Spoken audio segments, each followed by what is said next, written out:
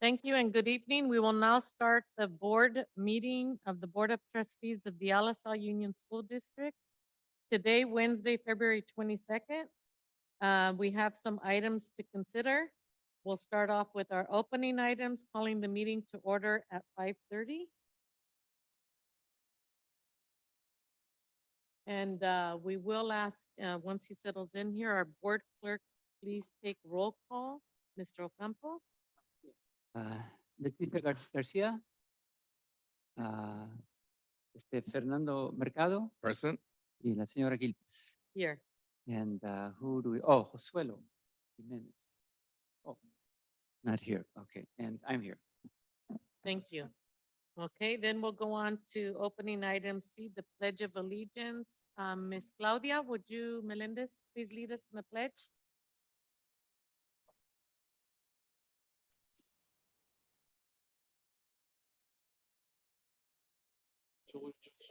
Flag of the United States, and to the republic for which it stands, one nation, under God, indivisible, with liberty and justice for all. Thank you. Mr. Koenig, are there any spotlights? There are no spotlights. No spotlights. Okay, thank you. We will move on to adoption of the agenda, and this is an action item. Oh. Ms. Leticia Garcia makes the motion, and and I'll the second is by Mr. Mercado. I'll call for the vote. All those in favor, please say aye. Aye. Any opposed? No. So, Mr. Jimenez, welcome, and you made it right in time, so your vote is going to count for the adoption of the agenda. 5-0. Voted yes. Okay, we'll move on now to presentations. A department presentation, Mr. George Anzo, Director of Maintenance, Operation, Transportation, and Safety. Thank you.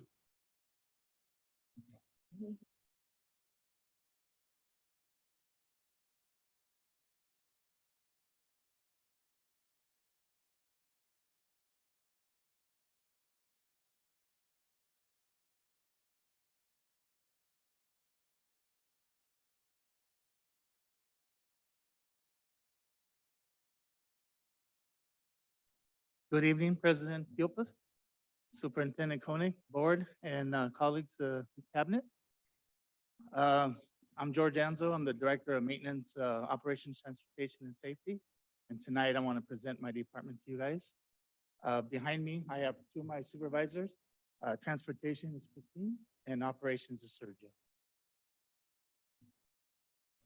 This is the flow chart of the Maintenance and Operations Transportation. They have me as director on top. I have a secretary, Gabby. I have one lead maintenance worker and 11 regular maintenance workers. I got the transportation supervisor, Christine. We have a dispatcher, Jose, mechanic, 13 bus drivers, 5 van drivers, and 11 vehicle riders. We have operations with Sergio. We have 12 maintenance custodians, 24 custodians, and 6 part-time custodians. The maintenance department works on a work order system. The custodians will report damages, repairs, requests from the school sites to the secretary. The secretary will enter the request on a web-based work order system. The work order gets approved or denied from the principal of the site. The director of MOTS will approve the assignment to the maintenance worker. Our team consists of 12 maintenance employees that it will be divvied out to each of them for their responsibility. And then when it's completed, it submits an email to the person who notified it. The transportation department under Christine has 13 bus drivers, 5 van drivers, 11 vehicle drivers, a dispatcher, and a mechanic. They're proudly to provide transportation to preschool through pre-K through 6th grade students throughout the Monterey County. We've been very, very lucky to get the zero emission school buses. Currently, we have 4 buses. And we've been approved to apply for 8 more, which we're working on getting them as well. We also applied for a grant to get 7 additional chargers. We have 3 charger stations right now in the yard with the buses we have, but we're in the process of getting 7 more. The operations department is Sergio. We have 12 maintenance custodians, 24 night custodians, and 6 part-time custodians that take care of the departments throughout the district. The maintenance custodians work from 6:30 a.m. to 3 p.m. The PM custodians work from 2 p.m. to 10:30. Our department mission is to provide a safe and clean environment for all the district students and staff. The S for MOTS is safety. We have a monthly safety inspection check sheet. It's performed by the school custodian. They do it once a month. They inspect gates, locks, windows, grounds, lights, play equipment. And you can see with the form that has there, all the things they have to check off, everything they need to check. And if it doesn't apply to them, then they'll hit NA. But they check the whole facilities. Then they go over it with the principal of the site. They both sign it. They keep the original, and a copy of it is sent to MOTS. And this gets put into a binder that's kept on the site. They also participate in drills. They practice in fire drills once a month. We also participate in earthquake drills. We have 1 earthquake drill district-wide. And on that drill, not only does the custodians participate, but we also assign 1 maintenance employee to help the principal and the custodian of a school site. And then they have lockdown drills that are practiced 3 times.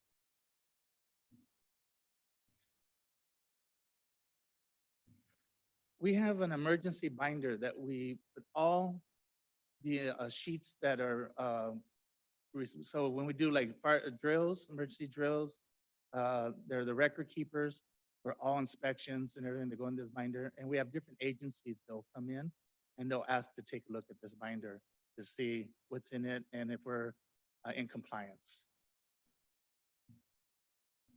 So the district is heavily monitored by agencies, the Dallas South School District year-round. We have the city fire department who inspect us, and they inspect all schools, and they walk through to make sure that we are in compliance.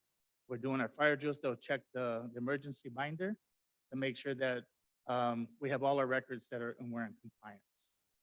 Keenan Associates, we do a liability to make sure that the facilities are adequate and in compliance, and we are properly maintaining the school sites and keeping proper records. You got the Williams inspection that does pretty much the same thing on making sure that we are doing everything and staying in compliance. We have the Sedera environmental impact, which these guys, we have retention ponds, and they've come in and they inspect all our retention ponds as well as our maintenance yard runoff to make sure we're not polluting and contaminating water sources. And they'll come in and they'll give us a report, and then that report, we'll get it and we'll go through it and maintain all the things that they will point out, recommend, and we'll assign it to a maintenance person to take care of it. The city will come in behind Sierra to make sure that we're doing exactly what the Sierra is telling us to do, and they have people to check these retention ponds. And Sierra actually reports back to the city, county, and state.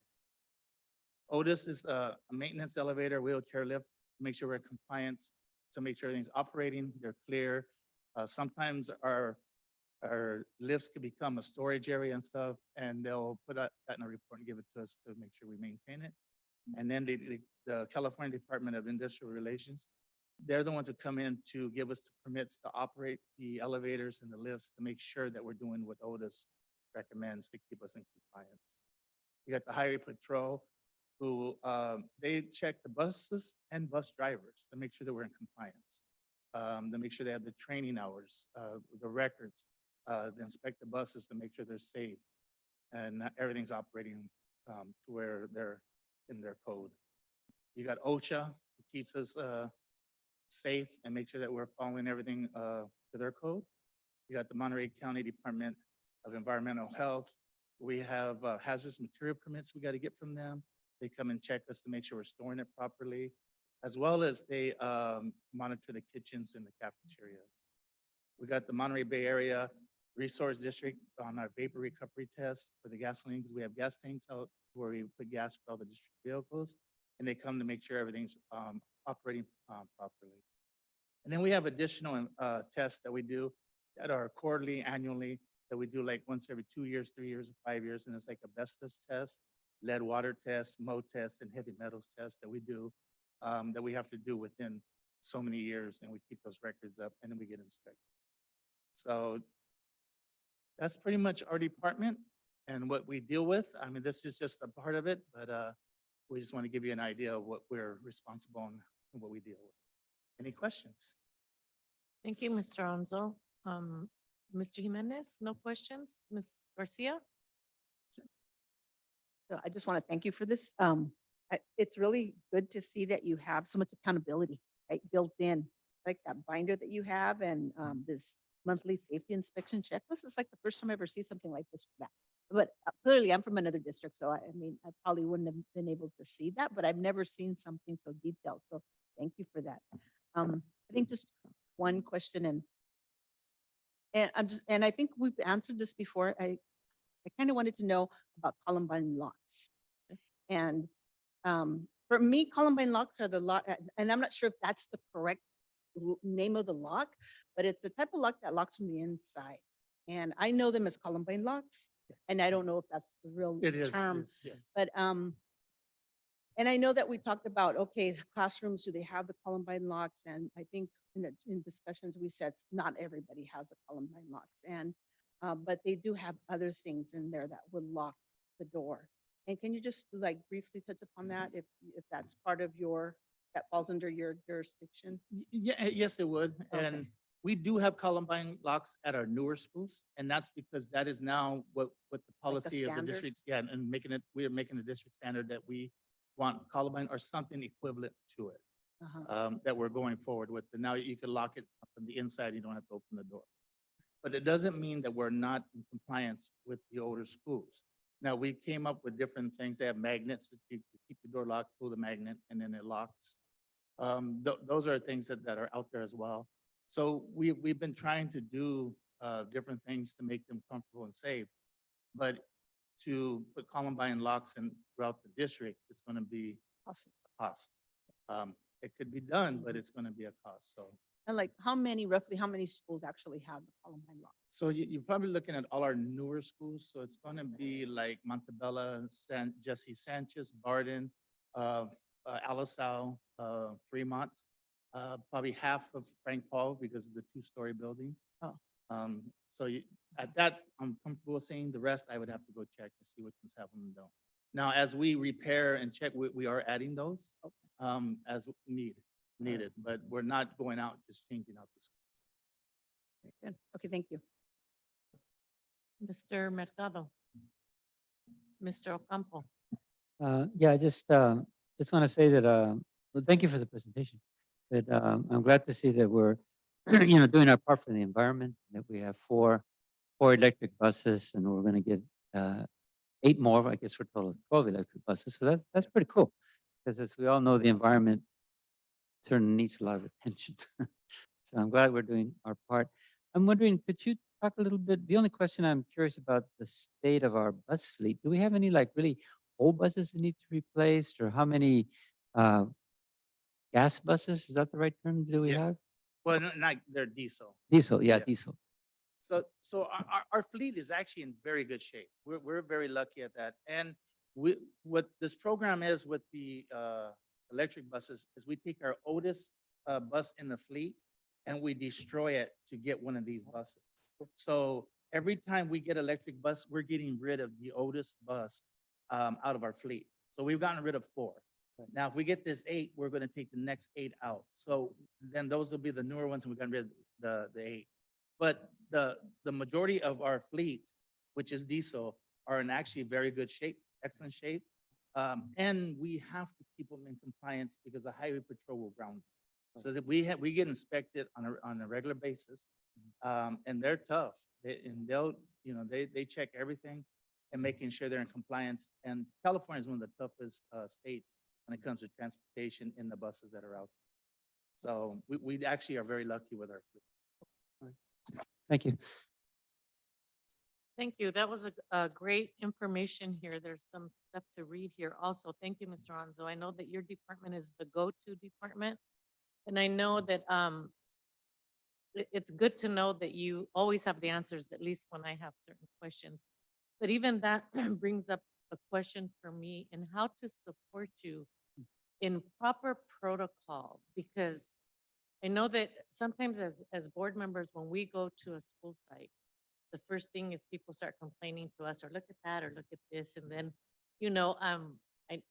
so I don't know if that would be a Mr. Koenig question. I don't want to put you on the spot, but what would be the proper protocol that would support your department and your guys and gals that work with you that would do exactly that, that would support that? If someone brought something up, we're not saying, Mr. Hanzo, go over there.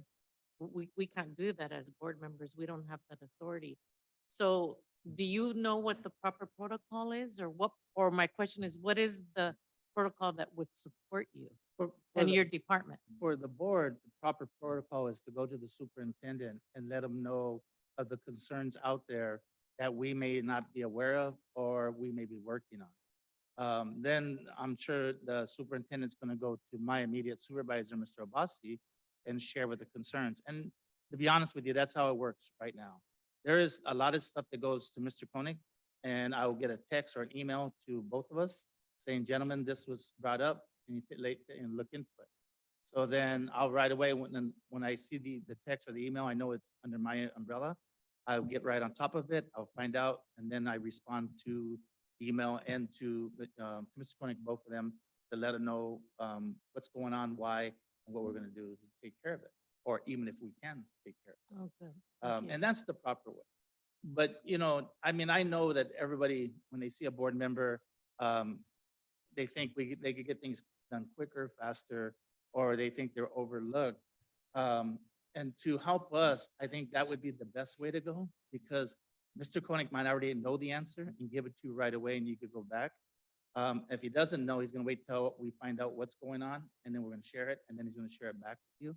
And it'd be nice to help us out if you go back and say, I checked with Mr. Koenig, and this is what we found out, or this is what they're working on, or this is what's gonna happen.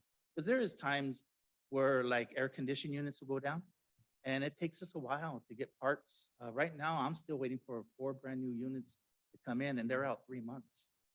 Now I know that it's hard if you're the teacher of that classroom, and we'll give you fans and heaters, and we'll try to make you as comfortable as possible.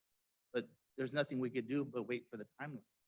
If you go back and say, I checked with Mr. Koenig, and this is what we found out what's going on, they hear it from you. It helps us. It doesn't make it seem like we're just pushing it to the side, but we're answering question, and it helps us show that we're actually doing what we're supposed to. Right. 'Cause I know that happens to me, and I don't have a magic wand, and I Yeah. don't have the authority to do that. So that helps me, because I know when I first became a board member, oh my God, I think I even would take notes when I visited a school. I was way out of not knowing, how it ran. And so I know your department gets all of the complaints of what's going wrong at the school. So I just wanted to know how I could support that protocol. But it sounds like what I think we all know that is the right thing, to do. And I to do. appreciate it. And getting back to them after you talk to Mr. Koenig to say, I checked and this is what I found, and they're on top of it. I mean, it's reassurance that people know that we are doing our job.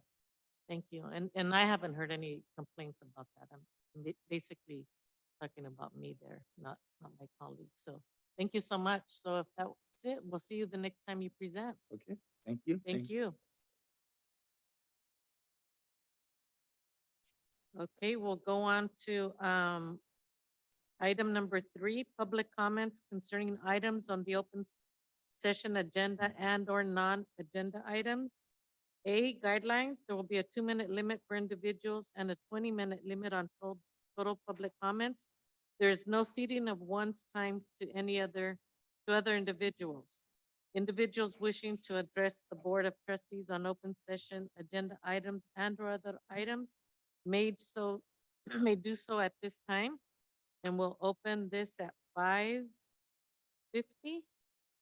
I see only This is the only green sheet. the only green sheet here, Maria Carmen Parra.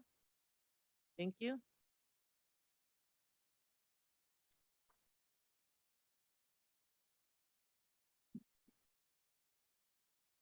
Buenas tardes, miembros de la mesa directiva, presidente y superintendente. Mi nombre es María Carmen Parra. Soy miembro del Concilio Escolar Óscar F. Loya, DILAC en CIVOC de aquí de Alizal. El día de hoy vengo representando a Construyendo It's too late. Comunidades Saludables del Perdón, Condado de perdón. Monterrey. Estoy aquí esta tarde para hablar Sorry, I'm sorry. Continue, please.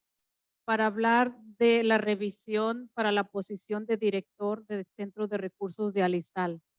Hoy esta tarde quiero pedir que haya transparencia en la decisión de haber cambios a la descripción de trabajo de directora manejador de los recursos de familia. Como comunidad nos gustaría saber por qué el cambio y cuál es la intención del cambio. Nos gustaría que en estos cambios se vean reflejados la calidad continua de los servicios. Hay que darle el valor y respeto a la gran labor y esfuerzos que se invirtieron para obtener la calidad de estos centros. Como ya sabemos, ustedes son el modelo a seguir en el área de los centros de recursos y nos gustaría ver la continuidad de las estrategias que hasta hoy han sido exitosas en mantener la calidad de esos servicios. Finalmente, nos gustaría extender la recomendación de completar un asesoramiento para identificar las mejores prácticas, al igual que las necesidades, para que así los centros no solo mantengan la calidad, sino la sobrepasen para mejor servir a nuestras familias de Alizal. Gracias por considerar nuestras peticiones y espero que pronto nos actualicen en estos cambios con las necesidades de la comunidad en estos diferentes sitios de nuestro Alizal. Muchas gracias.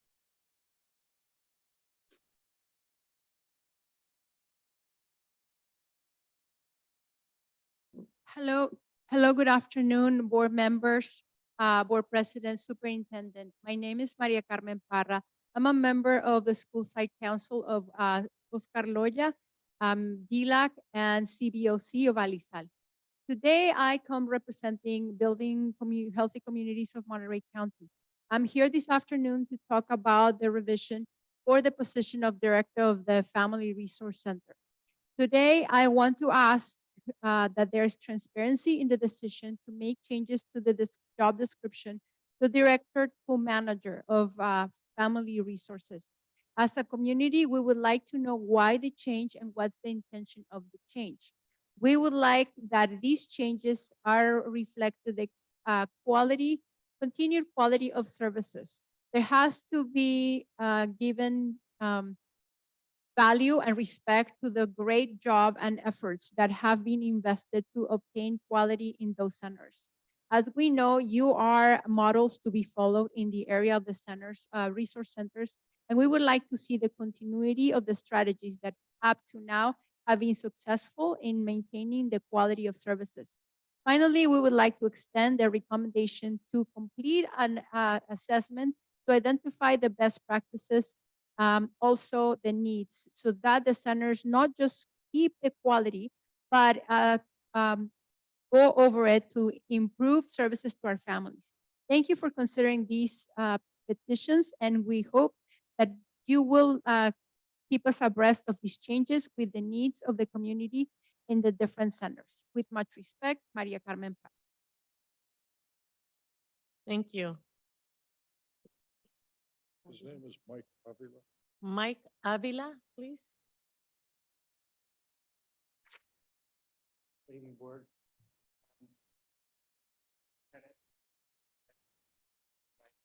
I'm Mike Avila of Avila Construction.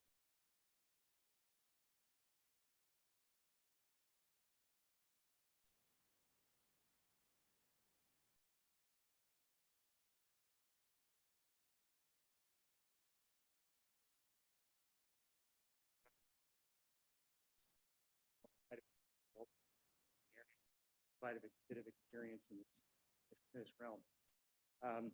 So I'm here to ask you to remove from the consent agenda rejection of 2 bids that we submitted and were, in our view, the low and client bidder on the projects. In fact, we've submitted a bid on project 5. We're the undisputed low bidder. No one asked any questions as part of this package. That bid is being rejected along with the one which has some questions on it. So first off, on the first round is project 5, undisputed, should be our project, and we should be moving forward for the district in a timely manner as planned. And so I don't understand any reason to pull that project into this discussion. Project 6, there was 6 bidders. The lowest bidder made a mistake, pulled their bid. The second bidder was non-compliant with the very clear bid instructions in addendum 1 of that project. And that's where I'll go to the background on this. It's on the agenda here. I'm hurrying, but it says that there's a misrepresentation of the prerequisites, and that is not true. The prerequisites were very clearly defined in addendum 1 based on a question we asked. There was ambiguity in the drawings, or not in the drawings, in the bid package that was very professionally presented by ISA. We asked for clarification in the ambiguity, and we're giving clarity there. We fully complied. The low bidder did not engage in advantage that way. Less than 1%. There's less than 1% difference between us and the other bidder. We submitted a objection. We issued a letter on February 3rd that we were. gonna Mr. be awarded the Avila, project. I'm sorry, but your time is up. Thank you so much. I think Thank that you. we- I'd appreciate your consideration pulling it from. we the heard, agenda. I think, most of your concern there. Thank you. We will end public comment at 5:57 and go on to item number C, association comments. Alisal Teachers Association, please.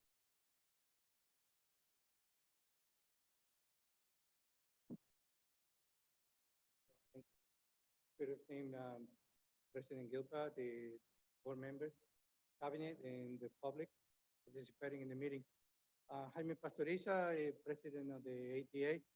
I just want to announce that the association has been successfully promoting the little bit of the personal growth with the teachers.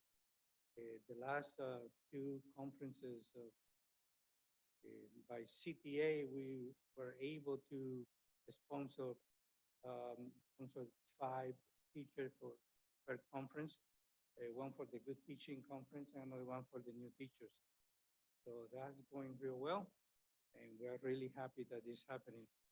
And another piece of news is the association started negotiation with the district, and the parties will meet next week, I think. They have another meeting today. So it's still early, so things are going well. Thank you. Good evening. Thank you, Mr. Pastoriza. California School Employees Association, Chapter 577. No comments today. Is there anybody here representing United Substitute Teachers Union? No, then we'll move on to board member superintendent reports. I'll start to my left. Mr. Mercado, please. Thank you, Ms. Gilpas. I just want to congratulate Ms. Mary Isabel Preciado, who's our front clerk in the district office for many years. And she's retiring, so I always see her every time I go to the district office. She's the first person I see there. And, she's very positive, very happy individual, and I want to wish her the best in her retirement. Campo? Yeah, I just wanted to say that on the 3rd of February, I attended the birthday celebration for Jesse Sanchez at Jesse G. Sanchez Elementary School. It actually was very nice. The multipurpose room was full of students, and I guess because of COVID, it's been a long time since I've seen so many students together in one place. So it was nice to see them together. It kind of kind of makes you think that maybe we're returning to some sort of normalcy. Mr. Koenig gave a very good presentation on the many benefits that Jesse gave to this district while he was alive, And present there were also two of his sisters, Estela Sanchez, who works with our food service department, and also Delia Gomez, another sister who lives on Barton. And one of his brothers was there, George Sanchez, who is a trustee for a school district in San Jose. So it was very nice, and some of the students read. There were a few students that had some speeches that were prepared, and they spoke a little bit about Jesse Sanchez, and I believe there was some singing that went on at the event also. So really enjoyed it. Thank you, Mr. Ocampo. Mr. Jimenez? No? Mrs. Garcia? Oh, Or yes. Miss Garcia, excuse me. That's okay.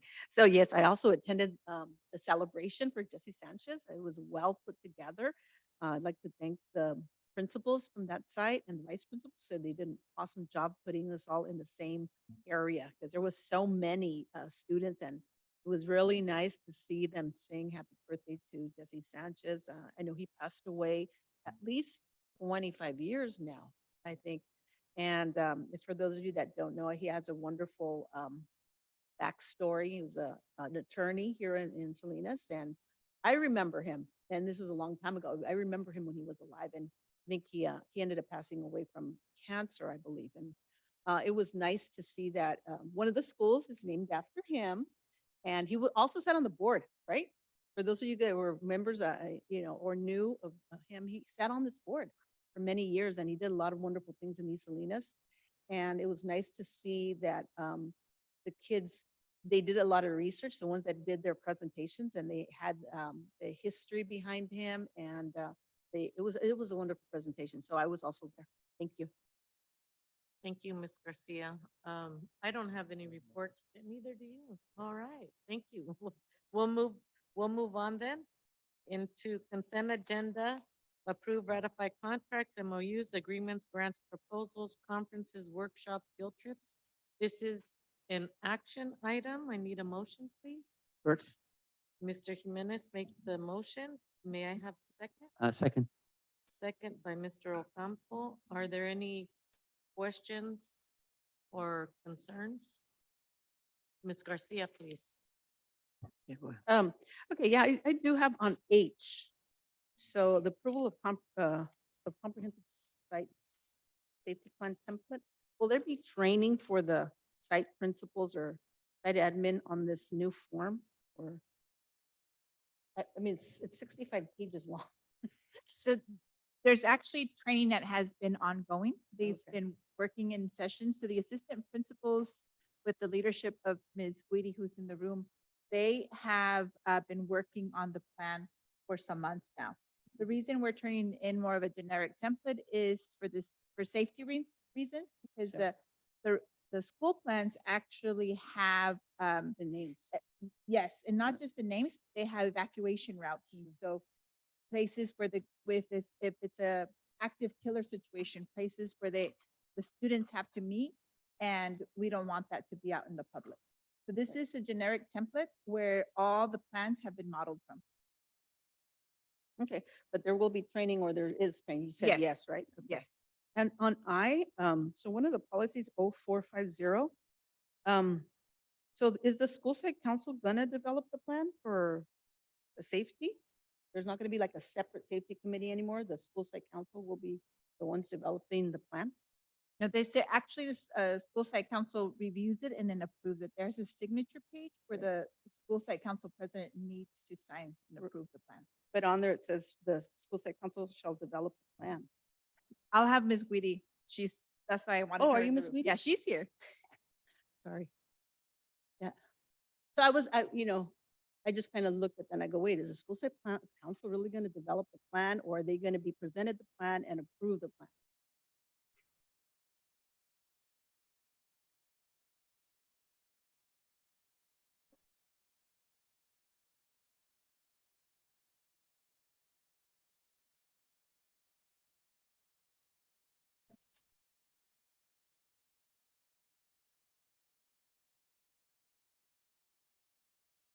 So is there not going to be like a safety committee?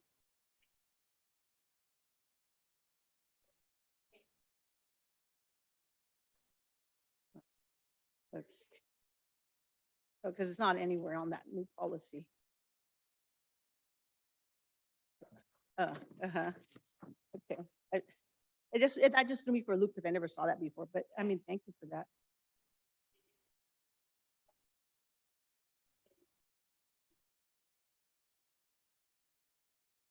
Okay, thank you. And then under policy, that same search and seizure. So I read one of them and don't remember which one of these says search and seizure, but it said on their school officials. And in that policy, it named several paragraphs down. I mean, it also had, site admin, which I thought was right. But when you talk about school officials, who exactly are you talking about? Exactly, and that's part of the regulation for it as well, that they determine, the admin regulation for that policy. They determine who is a school official in that regulation. Who determines? That, Ugh. the cabinet. Okay, so under search and seizure, so I'm looking at that policy where it said It like, wouldn't- it would- yeah, that's yeah, kind of where I yeah. was getting at, where, Yeah. I mean, it did clarify that site admin would be responsible more or less for like most of it. But then it threw me for a loop when it said school official, because I'm threw me thinking, for a loop, okay, honestly. are well. you, then are you saying school official cannot be anybody on campus? Like, for instance, a classified employee or a It sh- teacher? It should be the It should be the administrators. administrator. Okay, thank you for that, because I do think that that's probably the best. You're gonna do a search and seizure, you should probably let like site admin handle. it. Yes, I mean, absolutely. yeah. Yeah, very good. Thank you. That's all my comments. Thanks. Thank you, Ms. Whitty. Thank you, Ms. Garcia. I just had a couple of questions here. One of them, tonight we're approving a teacher who's leaving her assignment as a fourth grade teacher to be I think she's gonna work in the technology department, not sure what's gonna happen there. And I know it happens in the past. Thank you to Mrs. Anzo. I had a lot of questions and too many really to consider out here publicly. But for the sake of transparency, I was very pleased with the answers that she gave me when a teacher has to stop, do something else mid-year. It's not very frequent that it happens in the district. I think it's infrequent that it does happen, which is a good thing. Thank you for that information. And there's a lot of reasons why this happens, and many times, at all times, the district is trying to fill those vacancies with a qualified teacher, and we're doing our best. So just letting parents know that, because I know that the interest in that is growing, and we're getting questions from parents. The teacher stops in the mid-year, it affects the students, but we're trying our best to to replace those with qualified teachers. And it's a domino effect. If the principal leaves and the VP, then we'd like to hire from within. So sometimes those vacancies happen for good reasons, but we're trying our best so that it doesn't happen as frequent. Correct, Mr. Koenig? Yes, that's correct. That's all? That's all. Okay, well, thank you. Thank you. That's good. That's very reassuring. Okay. And then, and I was gonna ask too on this bid rejection before Mr. Avila even took the microphone into what happened there. And I know that I wasn't gonna bring it up too much because I thought, okay, so as board members, we put our trust in you to do your job, and the explanation seemed okay, but it seemed like we did have low bids, but I didn't quite understand what happened and why were they all rejected. Could you elaborate, please? Definitely, yes. Thank you very much. So when we had the bid openings, we had some confusion about some of the pre-qualification of subcontractors. They were supposed to be listed when we received all those bids. When that confusion came up, we had to consult with our legal counsel, and they gave us a legal opinion, legal advice that we should reject all bids. And the reason is we want to minimize any potential lawsuits against a district. So it's just safer route to reject and reopen them. That just eliminates any possibility of legal actions against the district, because we are trying to make sure that the district is safe at all times. Legal suits, they take time, they take money, they delay the project. Just want to make sure that we are on track for implementation of HVAC projects for all school sites. This is the safest route, and that opinion came from our legal counsel. So then the same, I think, were there 5 bids? Were there 5 bidders? I can't There are remember 5 exactly. I bidders, think yes. There for were one of 5. them, yes. Mhm. So those same 5 can reapply. Yes. Into Yes. doing it. Now, are there any legal consequences coming from them because we did reject the lower bid, even the lowest bid? Which Under the law, legally, aren't we supposed to? Yes, under the law, the Board of Education has authority to reject all bids. That's within the legal authority that the Board of Education has. And this was communicated to, We sent a letter to all bidders that we are going to reopen those bids. We mailed those letters on Friday. They have all received that. okay, already. Thank you. Thank you, Mr. Abbasi. Okay, we'll continue on.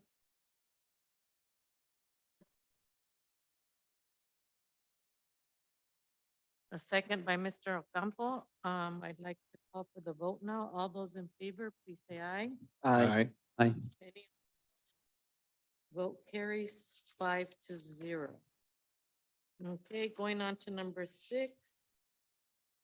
Business, under business information item, quarterly investment report.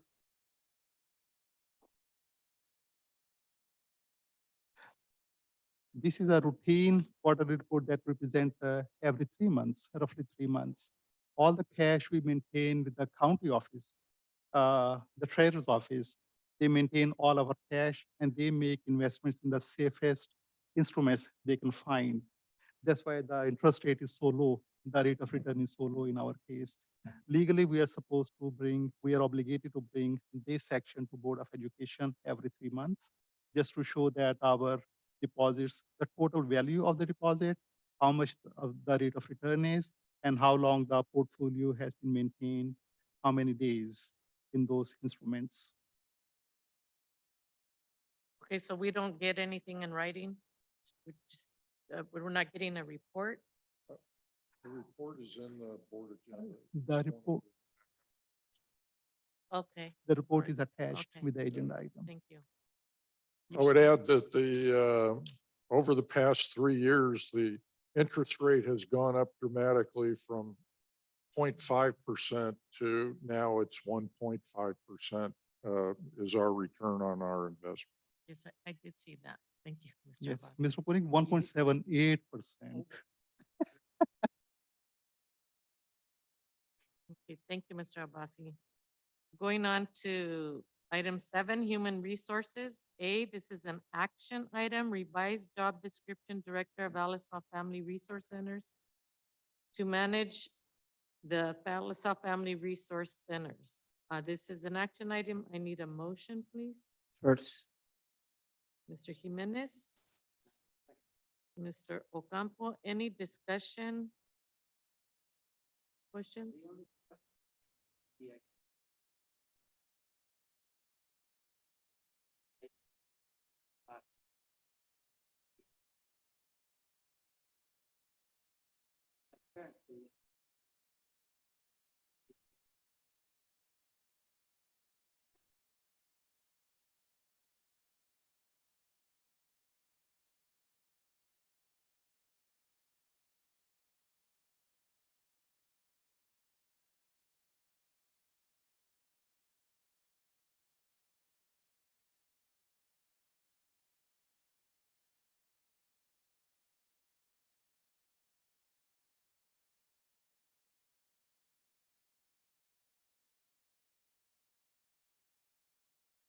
What?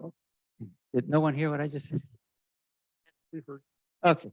So, so sorry about that. So if the staff could give us some direction, some clarity as to why the job title was changed from director to manager and how that does not diminish the quality of the service. Okay. Sure. this is, a manager is a lower level school administrator than a director. The reason that we're changing the job description is currently there are three, or up until 2 months ago, there were three family resource centers, and they were all led by a single director who was located, for the most part, at the Alisal Family Resource Center. So we've discussed this a lot in cabinet. We think it would be more appropriate to have managers at each of the family resource centers. So what we're planning to do here is revise the job description for the folks who will be hired to manage the family resource centers, and change it from a director's job description to a manager's job description. And then we'll move forward with authorizing and hiring of 3 managers, one for each of the 3 family resource centers. So I guess what you're saying then is that before we had one director for 3 centers, but now we have 3 managers for 3 centers. So each family center should actually be getting more attention, I guess, because Right. they'll have Right. their very own manager. They'll have a dedicated manager at each dedicated one of the manager, sites. And in fact, we did at one time have a manager in charge of the Alisal Family Resource Centers. So this job description was changed about 8 years ago from manager to a director.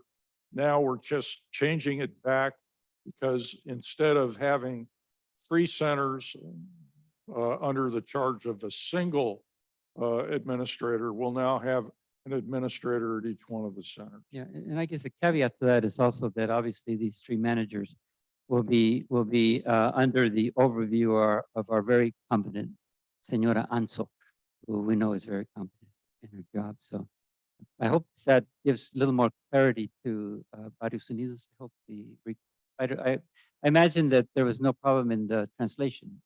I would hope. Okay, very good. All right. The other concern that they brought up, which was, what was it? Something about best practices. I mean, our center has received all kinds of Golden Bell awards. We are like at the top. So I think we are doing a lot of best practices, but I don't know if the board wants to do anything with that or not. That your request about doing an assessment of best practices. I don't know if the board wants to do anything with that or not. I mean, I think that our centers are an example of best practices because we've received so many Golden Globe awards, and we've done some excellent work with our parents and our students, and we have some excellent programs. Whether we can improve, who knows? Maybe I don't know. But we are doing a great job. Thank you, Mr. Ocampo. Mr. Mercado? Yes. So we have 1 director versus 3 managers. That's what we're considering at this point, correct? Yes. Okay, what's the monetary cost of a director versus 3 managers? The director costs about $200,000 a year. The managers, I think, will cost about $125,000 a year each. Yes, that's correct. So Including overall, benefits. this is gonna increase the cost by about $150,000. But the other side of that is we will have more supervisory power in the family resource centers to make sure that we're providing the best service possible. Okay, well, Mr. Koenig, I know some time ago I spoke with you when you brought this to my attention, and out of all the superintendents I've seen in our district and the high school district, I may add, you've been very visible in all of our sites and all of our 12 schools.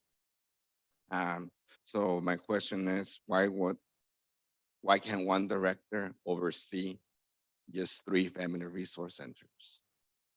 You oversee 12 schools. However, at each of the school sites, I have, there is a principal.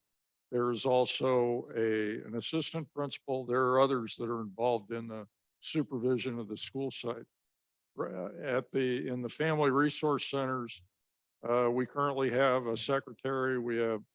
Uh, we have a couple of other people, and we feel we just would like to see more supervision at the school, at the Family Resource Center. I'll turn this over to Ms. Hanzo. Yes, and I'd like to agree with that piece is just like at a school site, the administrators, they're there for the day-to-day, right? Mr. Koenig is visible, but they're managing the day-to-day at the centers. And I've been right now, at first I took it on by myself, right? The 3 centers, but they're so active and there's so many questions coming out. I have 2 directors helping me out at what we've been taking on each center. So the more attention they receive, the more services that our community is receiving, because now we're there giving them that attention they need. We have a parent ed specialist, we have our adult educators, we have our secretaries. So sometimes the parent ed specialists are out at the site or out making home visits. So there's only a secretary that's left at the site.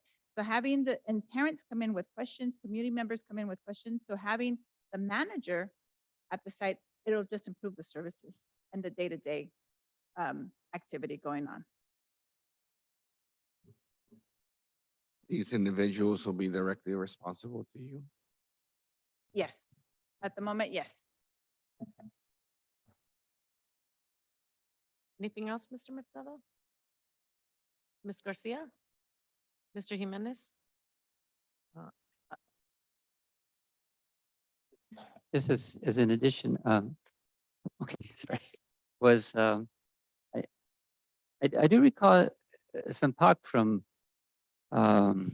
different individuals that some centers at times appear to be not as active as they could be, that there was sort of some downtime. I do remember talk of that nature, and it's kind of true, when the cat's away, the mice will play. I mean, there's some truth. So I kind of like the idea of a manager for every center, someone that will be there, from the time it opens to the time it closes, make sure the center is running well, and that there is no downtime, that every hour is being used in some productive way for parents and the families and students. So it has a ring of making sense. Those are the steps. Thank you. One more question, if I may, Ms. Gilpin. Yes, I yes. apologize. So these managers, on average, how many people would they supervise in the family centers? So each center has a staff of 6 to 10 people. The one at the Alisal Family Resource Center has a few more staff members, but the rest have about 6 staff members at the site. Thank you. Well, I'm in favor in investing in resources for our parents and for our students. And I appreciate your concerns. Thank you, Mr. Mercado. But I also, like Mr. Ocampo, like the idea of having one person there available.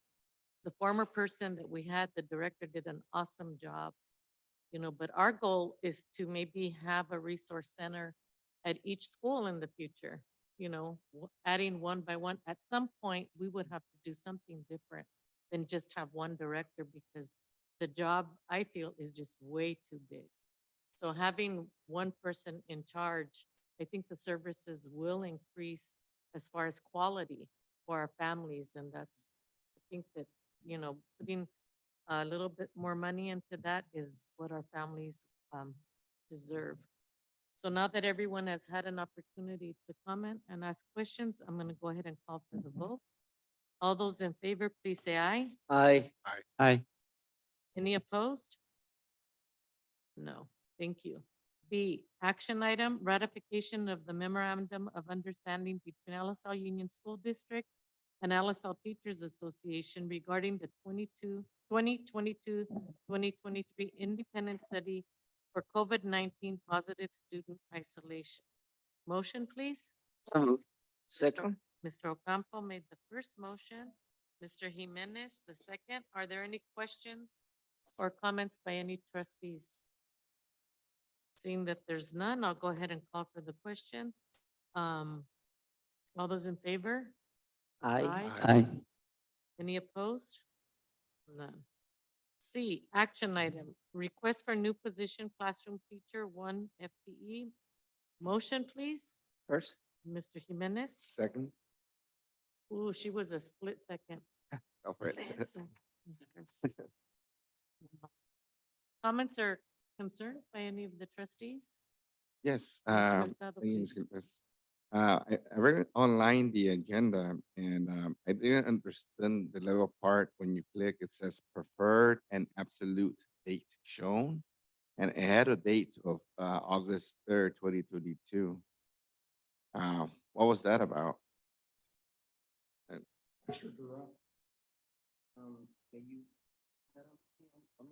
Yes. Yeah. So first of all, this is cleanup. This is cleaning up position control. There were actually 2 teachers assigned to position 49. And this is cleanup language in regards to creating a new position, a new BT position, so that we can clean up the position control. So the action to approve this item will allow us to create a new position within position control. The preferred date is the start date this position started. The class was actually created in July. And like I said, so the preferred date and absolute date is the beginning of the school year. And that's when the teacher of record actually began to teach in this position. Okay, maybe you have to educate me a little bit. What do you mean by cleaning up position? Yeah, so within position control, we need to have designated positions for each section that's created. In this case, there was an ELC position, position number 49, that was created, and due to an increase in enrollment, we had to open up another section that lacked the position control. So the action to create a new position by this action item will allow us to clean up the language within position and have a new section. So in other words, there was a need to hire. So Yes. thank you. Thank you. Any more comments? Okay, thank you. So we have a motion by Mr. Jimenez, second by Ms. Garcia. I'll call for the vote, please. All those in favor? Aye. Any opposed? No, motion carries. Moving on to number 8, administrative services. This is an action item. CSBA delegate assembly ballot. Motion, please. I'd like to make a motion to nominate David Kong from the Greenfield Union School District to be on the CSBA delegate assembly ballot for sub-region 9B, which is County of Monterey. I'll second. Second, thank you. Any questions? Okay, so motion by Mr. Ocampo, second. Please remind me who made the second motion? Nobody? Oh, Mercado, thank you. Okay, and so for David Pong, all those in favor? Aye. Aye. Opposed?